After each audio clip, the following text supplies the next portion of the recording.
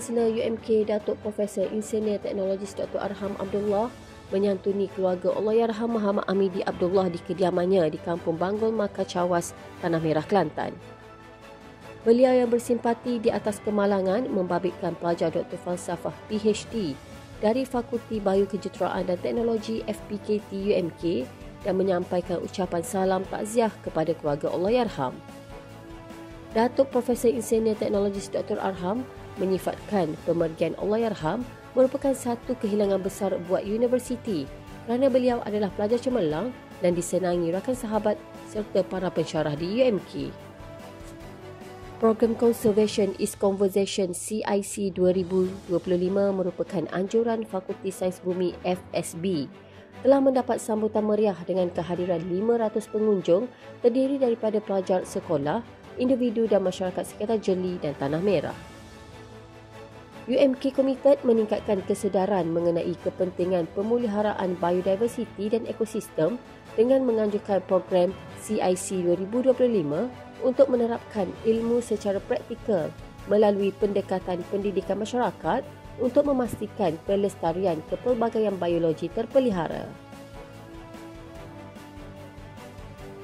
Sultan Terengganu Kebawah Duli Yang Maha Mulia Al-Watiku Billah Sultan Nizam Zainal Abidin Ibni Almarhum Sultan Mahmud Al-Muqtafi Billah Shah berkenan mencemar duli menganugerahkan geran penyelidikan Yayasan Sultan Nizam bernilai RM150,000 kepada penyelidik daripada 12 universiti bagi pelaksanaan kajian dan projek berkaitan usaha pemeliharaan dan pemuliharaan iklim. UMK dan YPASM akan bekerjasama di bawah inisiatif Perkongsian Pintar dalam mempromosikan dan menyokong penyelidikan kutub, Antartika dan Arktik bagi meningkatkan kehadiran Malaysia di rantau kutub yang menyumbang kepada pembangunan negara melalui pemahaman perubahan iklim dan kelestarian alam sekitar.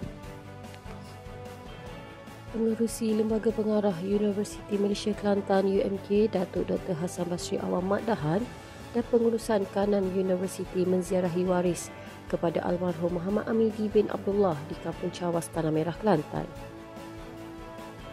Beliau juga turut menyempurnakan penyerahan kurniaan sumbangan peribadi daripada Yang Teramat Mulia Tengku Muhammad Fakri Petra Ibni Almarhum Sultan Ismail Petra, Tengku Mahkota Kelantan merangkap Pro-Chancellor UMK kepada keluarga almarhum Muhammad Amidi bagi mewakili Yang Teramat Mulia Tuanku.